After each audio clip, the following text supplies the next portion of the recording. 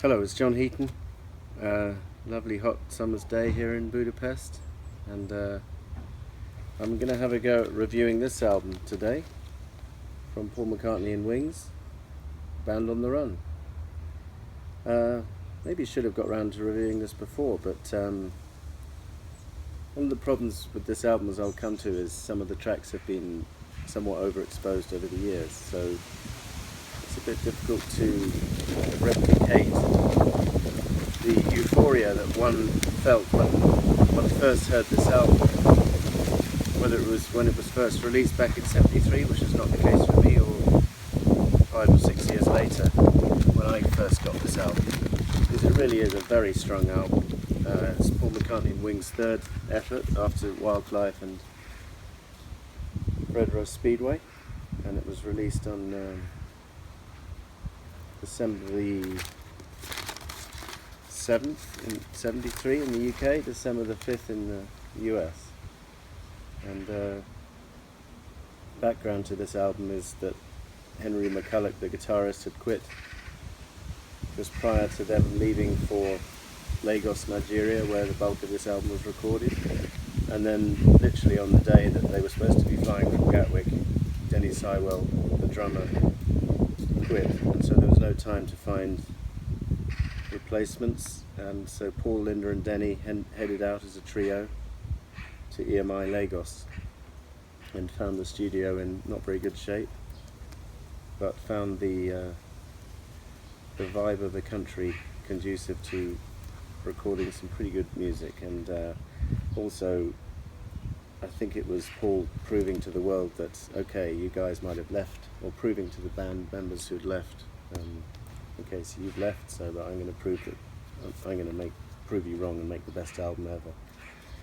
Because up until now, it has to be said that the public were buying Paul's albums, but the critics were not raving about his music. And even though now, with hindsight, some of his earlier albums are gaining a lot of credibility, particularly Ram from '71. So when this album came out, it didn't sell particularly well initially, and it took until someone suggested releasing Jet as a single before this album really took off. And when it did take off, it really did. It got to #1 both stateside and in the UK. I don't have the details about other countries, but I'm pretty sure it was a smash hit everywhere. As I say, just a trio recording this album, Paul having to double on drums and proving to everyone again that he was a very capable drummer. He'd of course drummed on his first solo album, McCartney, but that was more light and loose, and this was more of a considered studio effort, and his drumming on this album is probably the best of his career. I think it's superb. And Denny is great on rhythm guitar and backing vocals, along with Linda, who's progressing on keyboards by this stage and can actually play the chords pretty well. Very nice packaging in this album. And if you buy the 1998 CD reissue, not the recent archive set, but the 98 25-year anniversary edition, it has a whole extra disc where it interviews all the members, all the famous people who appeared on the cover. For this superb album cover, one of the best album covers of all time.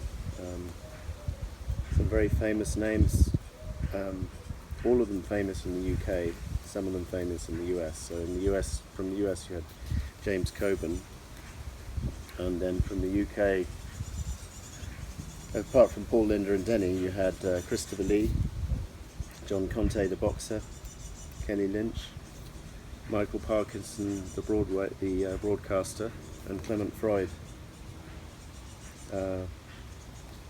and many of these people have since passed away, sadly. James Coburn, Christopher Lee, Clement Freud. Clement Freud said he was recognised in Brazil 25 years after this album came out. Someone came up to him and said, "You were on the cover of Band on the Run." And Clement Freud said, yes, I was." And the guy said, "Who are you?" So he'd literally been recognised for being on this cover, and it's taken by Clive Arrowsmith, and it's iconic, and these passport type photos on the back with the kind of MI5 dossier notes here, very atmospheric, and I wouldn't call this a concept album, but Bound on the Run certainly has a mood of escapism, and it was later to become Bound on the Road, because Paul would take this album out on the road a bit later on, after the Venus and Mars album came out, and have triumphant tours in Australia, Europe, UK, and America. So, and then I should note, well, I'll come to the differences in the US and the UK when I go through the tracks. So, what else can I say? Peter Doggett found this album containing a frothy self-confidence that was reminiscent of the Beatles at their most productive. I remember Carr and Tyler saying this was one of the two best solo albums, along with Plastic Ono Band. And I think Rolling Stone said the same thing. So the critical reaction was ecstatic immediately, and the public reaction became ecstatic after a month or so. Jet was a top 5 single, Bound on the Run was a top 5 single, and then the album rode on the back of those singles. So you get a nice picture of here of Paul, Linda and Denny in Lagos with some kids, and the words on the back. And then, I don't want to get this vinyl out for too long because of the sun, but it's got these passport type photos in the middle. This was a UK copy. I've read that it was released on Apple, maybe only in the US, and I did see a picture of this album on the Apple label, which I'd really like to see if any of you guys own the Apple version. It would be nice to see. I wouldn't mind getting hold of a copy, actually, because I don't think I've ever seen the album on the green Apple. I've seen the single Bound on the Run on the green Apple, but not the album. That would be good to see. Looks a bit like an iPhone there, doesn't it? I don't suppose it is. 1973. So, well, the other thing to mention, well, maybe I'll come to it when I discuss Picasso's last words, because Dustin Hoffman had something to say about that on the 98 reissue. So, I said that there's some of these tracks have been played overexposed over the years. Paul has played them endlessly in concert. He, for some reason, doesn't see the value of playing his lesser known numbers in concert, and he tends to stick to, as far as Wings are concerned, a staple of which includes, and we were thankful to hear Bound on the Run in '89 and Let Me Roll It in '93, and Mrs. Vanderbilt he did later on as well. But it's got to the stage now where I know in Mr. May you have the same problem. It's difficult to actually sit through Bound on the Run these days because you've heard it so often, particularly the chorus. So I'm going to try and approach this either as a fan, having just bought this, try and picture myself as that, or as a Martian, arriving from Mars, being handed this album and saying, what do you think of this earthling music, okay? So, the first track, Bound on the Run, is an absolute classic. Objectively speaking, it's a classic. It's wonderfully atmospheric. It builds up nicely from the Stuck Inside These Four Walls section. Has that wonderful guitar sequence. If we ever get out of here, thinking of throwing it all away for a registered charity. All I need is a pint a day. If we ever get out of here. If we ever get out of here. Which is actually a remark that George Harrison made at Apple in 1969 during one of those endless, terrible business meetings. And then it just builds up to this great climax with the section, riding off into the sun and Bound on the Run. It's just brilliant and wonderful production on this whole album. Difficult to believe that only 3 people are playing on this track. The acoustic guitars are brilliant. Paul's drumming is brilliant. Denny. Hats off to all 3 of them. Jet is the next track. Never been one of my favourites, but it is a good track to hear in concert, particularly on the Wings Over America tour, where it more or less started the set after Venus and Mars rock show. and did very well as a single, top 5. It's not bad at all. It's just never been one of my favourites, but it rocks along nicely. Bluebird is just glorious, and this is one track which hasn't been overplayed over the years. I think Paul played it in '76, and I don't think he's played it since in concert. Great backing vocals from Linda and Denny. You can hear a bluebird, or some kind of bird over there, singing along. I love it. Great sax solo from Howie Casey. So there's certain tracks on here which haven't been overplayed, and you go back to this album and you find yourself just going to those tracks. And Mrs. Vanderbilt probably hasn't been overplayed, although he has played it a lot in concert recently, and it's wonderful bass line, great drumming, very uplifting tune, amusing words, what's the use of worrying, that kind of thing. Positive thinking from Paul throughout this album. And as we know, he wasn't too positive when the Beatles split up, but he's regaining his self-confidence on this album for sure. Let Me Roll It is, if we're being objective, it's in his top 5 solo tracks, I think. Brilliant mimic of John's Cold Turkey riff on the guitar, although Paul claims to have not done that consciously at the time. And the vocal phrasing and echo vocal is somewhat reminiscent of John as well. But if it is an imitation of John, it's nothing negative. It's not a riposte to How Do You Sleep or anything. It's got a little primal scream at the end, but harmless stuff. In fact, it's more of a conciliatory gesture, because it's saying, let me roll my heart to you, basically. So I think John must have been quite chuffed when he heard this track, and they did make up around this time. So side 1, very strong, and then moving on to side 2, Ammonia opens it. Lovely rhythms, again not an overexposed track, and great harmonies from Denny and Linda. Love it. Great bass playing from Paul on this track throughout the album. No Words is a co-written track from Paul and Denny. Love it to bits. Nice melody. Underlooked this one.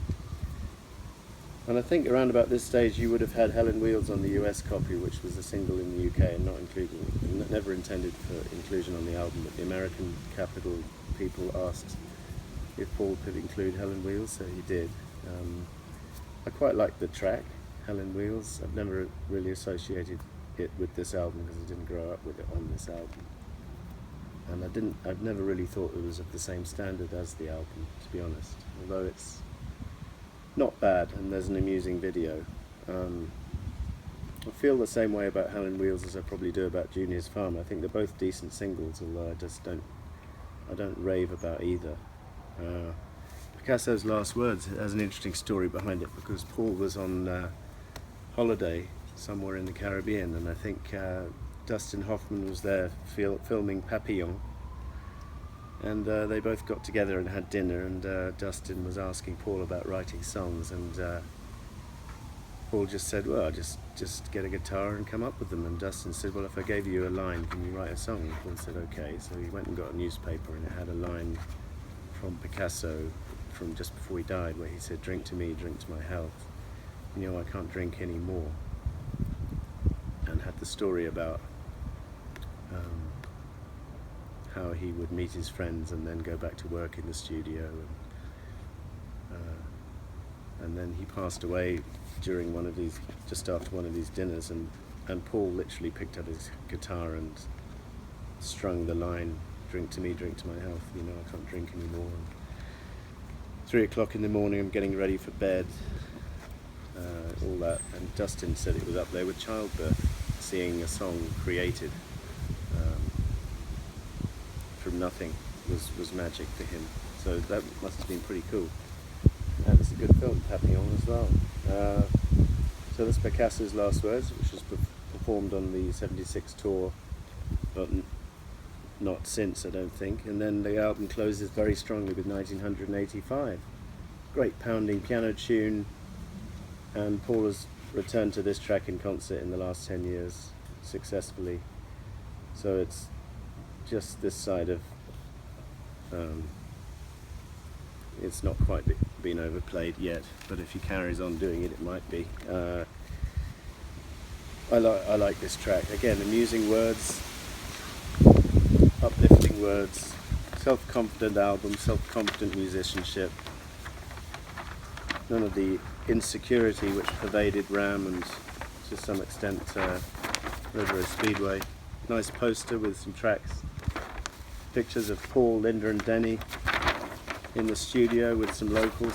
Apparently the locals did complain about Paul nicking African music, and Paul had to invite them to the studio to prove that that was not the case. And there was another occasion where Paul and Linda were walking just down the road to visit Denny, and they got approached by some people who they thought was offering them a lift, and they said no thank you, and they turned out to be muggers, and they were lucky not to get killed basically. Linda was saying he's a musician, I'm not sure if she said he's an ex-Beatle, but she made sure that they knew he was a musician, and apparently the only reason they didn't get killed is because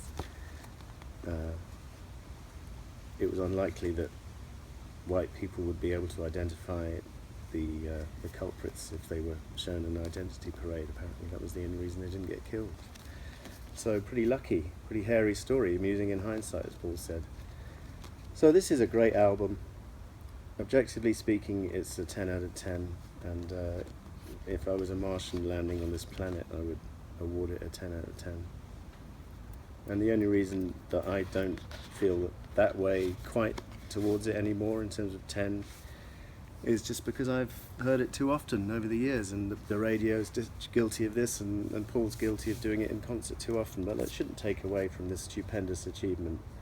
And he was to use this as the building block for his peak period with Wings, which included Venus and Mars, Speed of Sound, and the American tour in '76 was probably the peak.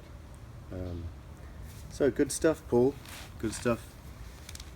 Amusing thing on the back. Paul would like to thank Linda. Linda would love to thank Paul, and thanks Denny. So I'll echo that. Thanks Paul. Thanks Linda. Thanks Denny. See you later.